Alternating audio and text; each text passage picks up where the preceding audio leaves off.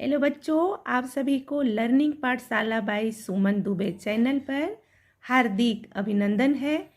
मैं आप सभी के सामने अब कहाँ दूसरे के दुख से दुखी होने वाले पाठ्य पुस्तक से प्रश्न अभ्यास लेकर उपस्थित हुई हूँ।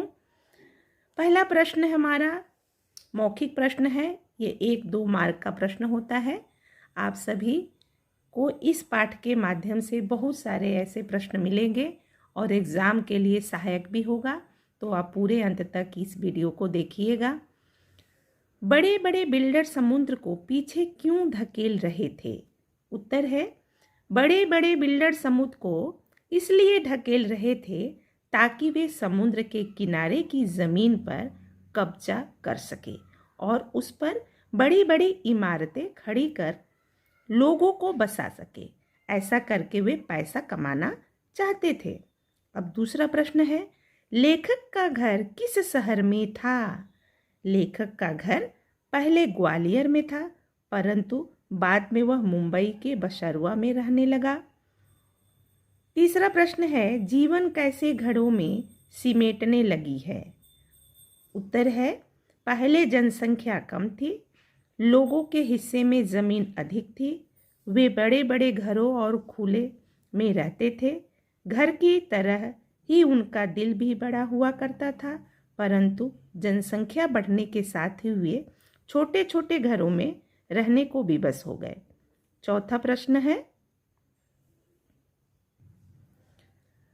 कबूतर परेशानी में इधर उधर क्यों फड़फड़ा रहे थे? उत्तर है, कबूतर के जोड़े ने रोशनदान में 2 अंडे दिए थे। उनमें से एक को बिल्ली ने फोड़ दिया और दूसरा संभाल कर रखते हुए माँ से फूट गया। अपने अंडे फूटने से दुखी होने से कबूतर फड़फड़ा रहे थे। अब मेरा ये छोटा वाला प्रश्न समाप्त हो गया और मैं आपको बड़ा वाला प्रश्न मतलब 25-30 शब्दों में ही लिखना है। ये कम से कम 25-30 शब्दों में लिखेंगे तभी आपको 2 या 3 मार्क का मिलेगा। अरब में लश्कर को नूह के नाम से क्यों याद करते हैं? ये हमेशा हर वर्ष ये एग्ज़ाम में पूछा जाता है, बोर्ड एग्ज़ाम में। अरब में लश्कर को नूह के नाम से क्यों याद करते हैं? अरब में नूह नाम के एक पैगंबर थे जिनका असली नाम लश्कर था। वे अत्यंत दयालु और संवेदनशील थे। एक बार एक कुत्ते को उन्होंने धुतकार दिया। उस कुत्ते का जवाब सुनकर वे बहुत दुखी हुए और उम्र भर पश्चाताप करते रहे। अपने करुणा भाव के कारण वे ही नूह के नाम से याद किए जाते हैं। तो ये था हमारा पहला। अब दूसरा प्रश्न देखिए, लेखक की माँ किस समय पेड़ों के पत्ते तोड़ने के लिए मना करती थी? लेखक की माँ किस समय पेड़ों के पत्तों को तोड़ने के लिए मना करती थी और क्यों मना करती थी? लेखक की माँ पशु पक्षियों के प्रति ही नहीं, पेड़ पौधों के प्रति भी संवेदनशील थी। वे सूरज छिपने के बाद पेड़ों के पत्ते तोड़ने से मना करती थी। उनका मानना था ऐसा करने से पेड़ों को दुख होगा और वे रोते हुए बद्दुआ देते हैं। अब मेरा आगे का प्रश्न है, प्रकृति में आए असंतुलन को क्या परिणाम हुआ? प्रकृति में आए हुए असंतुलन से क्या परिणाम हुआ? प्रकृति में आए हुए असंतुलन का दुष्परिणाम बहुत ही भयंकर हुआ। जैसे विनाशकारी समुद्र तूफानें आने लगी, अत्यधिक गर्मी पड़ने लगी, असमय बरसातें होने से जनधन और फसलें क्षतिग्रस्त होने लगी, आंधियाँ और तूफान आने लगी, नए नए रोग उत्पन्न हो गए जिससे पशु पक्षी असमय मरने लगे। चौथा प्रश्न है, लेखक की माँ ने पूरे दिन का रोजा क्यों रखा? लेखक की माँ धार्मिक विचारों वाली महिला थी। वे मनुष्य से ही नहीं पशु पक्षियों तक प्रेम करती थी। उनके घर की दालान में कबूतर ने 2 अंडे दिए थे। उनमें से एक अंडा बिल्ली ने गिराकर फोड़ दिया था। दूसरा अंडा संभालते समय उनके हाथ से टूट गया। अंडा टूटने का पछतावा करने के लिए उन्होंने पूरे दिन का रोजा रखा। अब 5वां प्रश्न है, लेखक ने ग्वालियर से मुंबई तक किन बदलावों को महसूस किया? पाठ के आधार पर स्पष्ट कीजिए। उत्तर है, लेखक ने ग्वालियर से मुंबई तक अनेक बदलाव देखे।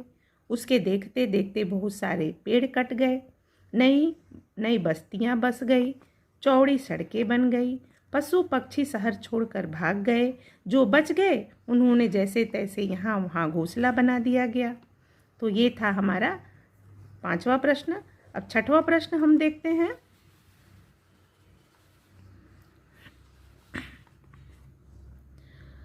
डेरा डालने से आप क्या समझते हैं? डेरा डालने से आप क्या समझते हैं, स्पष्ट कीजिए। तो डेरा डालने का आशय होता है अपने रहने की व्यवस्था करना। जिस तरह मनुष्य जब कहीं बाहर जाता है तो अपने रहने का ठिकाना बनाता है, इसी प्रकार पक्षी भी रहने और अंडे देने तथा बच्चों की देखभाल के लिए डेरा डालते हैं। अब आगे का प्रश्न है, शेख हयास के पिता अपने बाजू पर काला च्योंटा रेंगता देख भोजन छोड़कर क्यों उठ खड़े हुए? अब इसका प्रश्न मैं आगे बता रही हूँ। शेख हयास के पिता अत्यंत दयालु और सहृदय व्यक्ति थे। एक बार वे कुएं से स्नान करके लौटे और भोजन करने बैठ गए। अचानक उन्होंने देखा कि एक काला च्योंटा उनकी बाजू पर रेंग रहा है। उन्होंने भोजन वहीं छोड़ दिया और उसके घर कुएं के पास चल पड़े ताकि उस बेघर को उसका घर मिल सके। तो ये था हमारा 25-30 शब्दों का शब्द। अब हमारा बड़ा प्रश्न आता है जिसको 50-60 शब्दों में लिखना है। ये कम से कम 50-60 शब्दों में लिखेंगे तभी आपको 3 या 4 या 5 मार्क मिलेगा। तो ये था हमारा। आगे हम देखते हैं,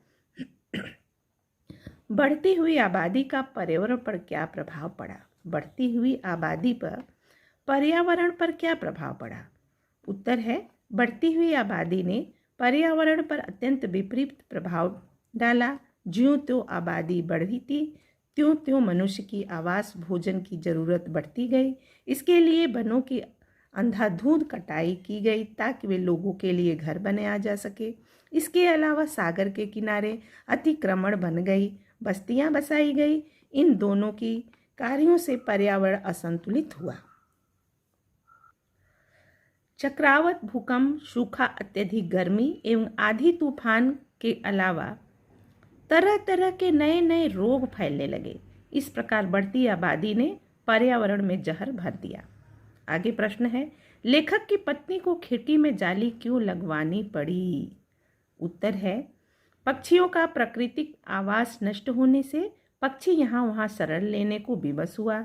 लेखक के फ्लैट के रोशनदान में 2 कबूतरों ने अपना डेरा जमा लिया और उसमें अंडे दिए। उन अंडों से बच्चे निकल आए थे। छोटे बच्चों की देखभाल के लिए कबूतर वहाँ बार बार आया जाया करते थे। इस आवाजाही में कई वस्तुएं गिरकर टूट जाती थी। इसके अलावा लेखक की पुस्तकें और अन्य वस्तुएं गंदी कर देते थे।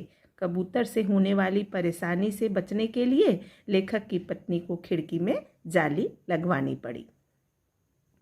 आगे है, समुद्र के गुस्से की क्या वजह थी? ध्यान में रखना बच्चों, ये प्रश्न हमेशा पूछा जाता है एग्जाम में, बोर्ड एग्जाम में। समुद्र के गुस्से की क्या वजह थी? उसने अपना गुस्सा कैसे निकाला? तो आप उत्तर लिखोगे, समुद्र के गुस्से की वजह थी बिल्डरों की लालच एवं स्वार्थपरता। बिल्डरों ने लालच के कारण सागर के किनारे भूमि पर बस्तियां बसाने के लिए ऊंची ऊंची इमारतें बनाना शुरू कर दी। इससे समुद्र का आकार घटता गया, वह सिमटता जा रहा था। मनुष्य के स्वार्थ एवं लालच से समुद्र को गुस्सा आ गया। उसने अपने सीने पर दौड़ती 3 जहाज़ों को बच्चों की गेंद की भांति उठाकर फेंक दिया, जिससे वे औंधे मुंह गिरकर टूट गए। ये जहाज पहले जैसे चलने योग्य न बने। अब सबसे महत्वपूर्ण प्रश्न आ रहा है। ये प्रश्न भी आपको ध्यान से समझ लेना, क्योंकि ये प्रश्न भी आ सकता है, पहले आया है। तो मिट्टी से मिट्टी मिले खोके सभी निशान, किस में कितना कौन है, कैसे है पहचान। इन पंक्तियों को आपको आशय स्पष्ट करना है। इन पंक्तियों को जो ये लिखा गया है, इस पंक्तियों से आपको, पंक्तियों के माध्यम से लेखक क्या कहना चाहता है स्पष्ट कीजिए। इन पंक्तियों के माध्यम से लेखक क्या कहना चाहता है स्पष्ट। इन पंक्तियों के माध्यम से कवि यह कहना चाहता है कि सब प्राणियों की रचना अनेक तरह की मिट्टियों से हुई है, पर ये मिट्टियाँ आपस में मिलकर अपनी स्वाभाविकता, रंग, गंध आदि खो चुकी है। अब वे सब मिलकर एक हो चुकी है। अब किस व्यक्ति में कौन सी किस्म की मिट्टी कितनी है, इसकी पहचान कैसे की जाए। इस तरह मनुष्य से भी सद्गुणों और दुर्गुणों का मेल है। किसमें कितना सद्गुण है, कितना दुर्गुण है, यह कह पाना कठिन है। ये तो हमारा आगे का प्रश्न है। निम्नलिखित के आशय स्पष्ट कीजिए। नेचर की सहन शक्ति की एक सीमा होती है। नेचर के गुस्से का एक नमूना कुछ साल पहले मुंबई में देखने को मिला है। तो क्या देखने को मिला है, आगे मैं उत्तर में बता रही हूँ। नेचर की सहन शक्ति की एक सीमा। प्रकृति अत्यंत सहनशील और उदास स्वभाव वाली है। वह मनुष्य की ज्यादतियों और छेड़छाड़ को एक सीमा तक सहन करती है, पर जब पानी सिर के ऊपर हो जाता है तब प्रकृति भी अपनी विनाश लीला दिखाना शुरू करती है। इस क्रोध में जो भी उसका सामने आता है वह किसी को नहीं छोड़ती। प्रकृति ने समुद्री तूफान का रूप धारण कर अपने सीने पर तैरते जिन जहाज़ों को उठाकर समुद्र से फेंक दिया। तो ये था हमारा बोर्ड के एग्ज़ाम में अब कहाँ दूसरों के दुख में दुखी होने वाले पाठ का प्रश्न उत्तर। आप सभी को अगर पसंद आए तो लाइक कमेंट ज़रूर भी बताइएगा। और आपको लिए ये प्रश्न है आप सभी के लिए, जो जितना बड़ा होता है उसे उतना ही कम गुस्सा आता है। ये प्रश्नों का उत्तर आप ज़रूर भेजिएगा। तब तक के लिए धन्यवाद।